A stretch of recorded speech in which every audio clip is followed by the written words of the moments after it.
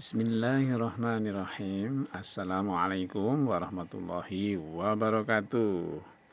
Alhamdulillahirabbil alamin. Segala puji hanya milik Allah Subhanahu wa taala yang telah melimpahkan nikmat iman, Islam, kesehatan dan kesempatan sehingga kita dapat berkumpul dalam majelis yang penuh berkah ini. Salawat dan salam semoga senantiasa tercurah kepada junjungan kita Nabi besar Muhammad Sallallahu Alaihi Wasallam, kepada keluarga beliau, para sahabat dan seluruh umatnya yang istiqomah mengikuti sunnah beliau hingga akhir zaman. Pemirsa yang dirahmati Allah Subhanahu wa taala, pada kesempatan ini izinkan saya menyampaikan sedikit kajian yang berjudul amal soleh dan hal-hal yang dapat merusakkannya. Tema ini sangat penting sebab setiap muslim tentu ingin amal ibadahnya diterima oleh Allah Subhanahu wa taala. Namun tidak sedikit amal yang tampak besar di mata manusia ternyata menjadi sia-sia karena rusak oleh penyakit hati ataupun kesalahan niat. Semoga Allah menjadikan kita termasuk hamba-hambanya yang senantiasa memperbaiki amal hingga akhir hayat. Allah Subhanahu wa taala menciptakan manusia bukan sekedar untuk hidup, bekerja dan menikmati dunia, melainkan untuk beribadah kepadanya. Allah Subhanahu wa taala telah berfirman, "Wa ma khalaqtu jinna wal insa illa liya'budun." Tidaklah aku menciptakan jin dan manusia, melainkan agar mereka beribadah kepadaku. Quran Surat Az-Zariyat ayat 56. Namun Allah tidak hanya melihat banyaknya amal, melainkan kualitas amal tersebut. Allah Subhanahu wa taala berfirman, "Liyabluwakum ayyukum ahsanu amala." Agar dia menguji kalian siapa di antara kalian yang paling baik amalnya. Quran Surat Al-Mulk ayat kedua. Para ulama menjelaskan bahwa ahsanu amala berarti amal yang paling ikhlas, paling benar sesuai tuntunan Rasulullah Sallallahu Alaihi Wasallam.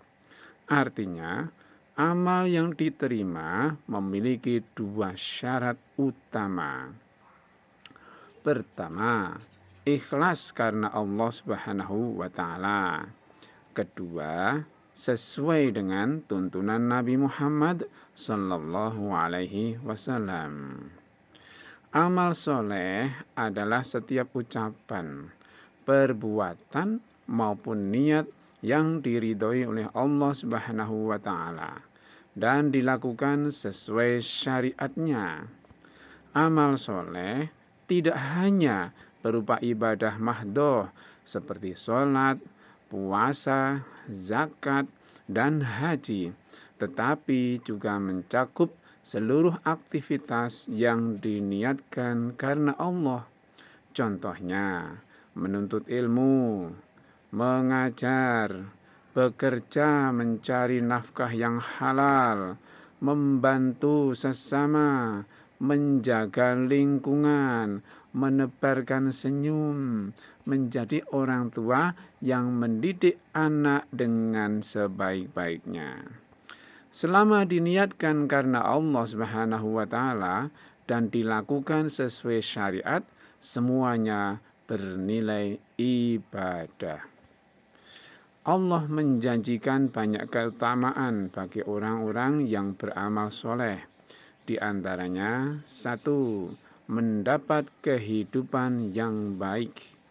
Allah berfirman dalam Quran Surat An-Nahl ayat 97 bahwa siapa yang beriman dan beramal soleh akan diberi kehidupan yang baik serta pahala yang lebih baik daripada apa yang telah mereka kerjakan. 2. Mendapatkan cinta dari Allah Subhanahu wa Ta'ala. Semakin banyak amal soleh, semakin dekat seorang hamba kepada Allah. Dalam hadis qudsi disebutkan bahwa seorang hamba terus mendekat kepada Allah dengan amalan-amalan sunnah hingga Allah mencintainya. 3. Menjadi bekal terbaik di akhirat. Harta akan ditinggalkan, jabatan akan hilang, popularitas akan pudar. Namun, amal soleh akan menemani seseorang sampai di alam kubur dan menjadi pemberat timbangan kebaikan pada hari kiamat. Selanjutnya kita waspada terhadap hal-hal yang merusak amal soleh. Inilah bagian yang harus benar-benar kita waspadai. Yang pertama, syirik. Syirik merupakan dosa terbesar. Allah berfirman bahwa jika seseorang berbuat syirik, niscaya gugurlah seluruh amalnya. Karena itu, tauhid harus senantiasa dijaga. Yang kedua, riya. Riya adalah beramal agar dipuji manusia. Sholat agar disebut rajin, sedekah agar dianggap dermawan, mengajar agar dipandang hebat.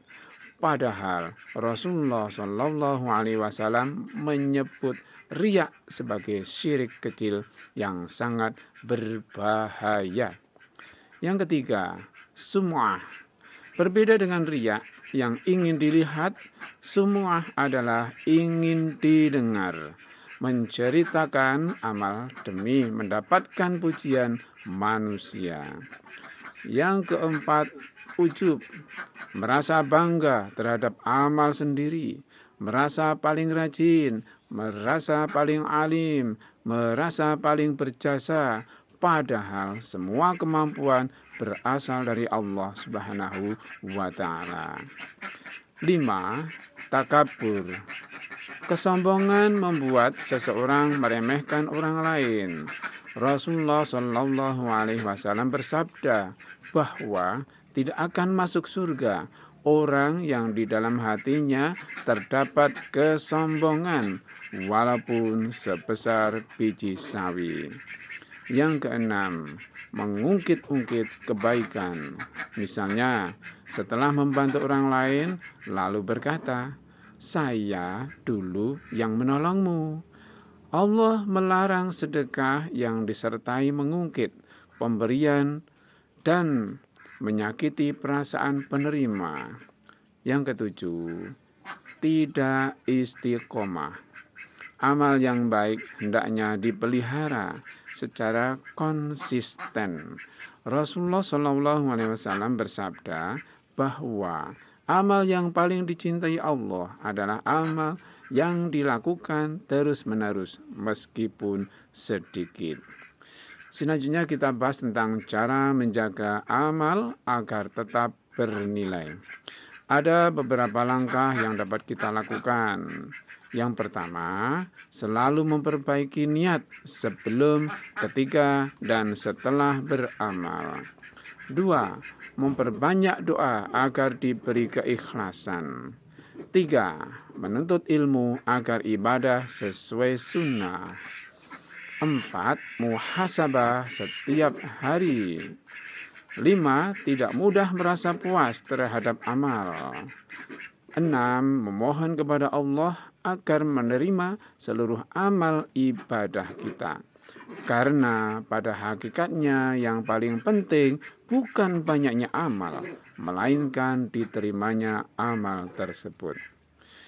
Pemirsa yang dirahmati Allah SWT, amal soleh adalah investasi terbaik yang akan menemani kita hingga kehidupan akhirat.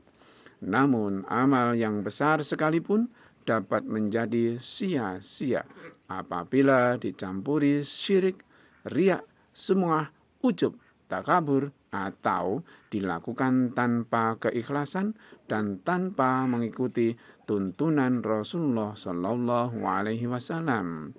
Marilah kita senantiasa menjaga hati, memperbaiki niat, memperbanyak amal, dan memohon kepada Allah agar menerima seluruh amal yang telah kita lakukan. Semoga setiap langkah kita menjadi ibadah, setiap ilmu menjadi cahaya, setiap pengorbanan menjadi pemberat timbangan amal, dan setiap kehidupan menjadi jalan menuju ridha Allah Subhanahu wa Ta'ala. Akhirnya ada sebuah pantun, mentari pagi bersinar terang, burung berkicau di dahan tua. Mari beramal dengan tenang, ikhlas karena Allah tujuan utama. Kalau ada sumur di ladang, boleh kita menumpang mandi. Kalau amal ingin dikenang, jangan lupa luruskan hati. Akhirnya, marilah kita berdoa. Rabbana taqabbal minna innaka antas samiul alim wa tub alaina innaka antat tawwabur rahim. Ya Tuhan kami, terimalah amal-amal kami, sesungguhnya Engkaulah yang maha mendengar, lagi maha mengetahui. Terimalah taubat kami, sesungguhnya Engkau yang maha penerima taubat, lagi maha penyayang. Demikian, kurang lebih mohon maaf. Wa'afu minkum. Wassalamualaikum warahmatullahi wabarakatuh.